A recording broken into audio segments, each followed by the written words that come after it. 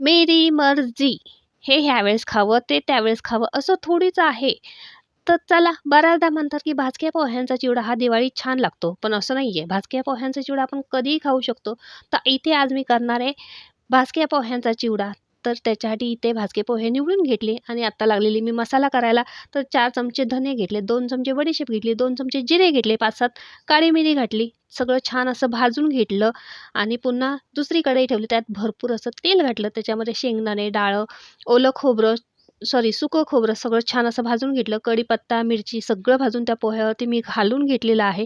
आता हे सगळं भाजून झालं. आता हा मसाला वाटून घेऊया. हे भाजलेलं सगळं मी मिक्सरच्या जारमध्ये टाकलं. त्याच्यामध्ये 2 चमचे लाल तिखट, 2 चमचे बेडगी मसाला आणि 2 चमचे चाट मसाला घातला. 2 चमचे मीठ घातलं आणि सगळं मसाला तो वाटून घेतला. इकडे मी मोठी पाटी किंवा आपण घमिलं म्हणू शकतो, ते ठेवलेलं आहे. कारण पोहे आपले भरपूर आहेत म्हणून कढईमध्ये तेवढे होणार नाहीत भाजून.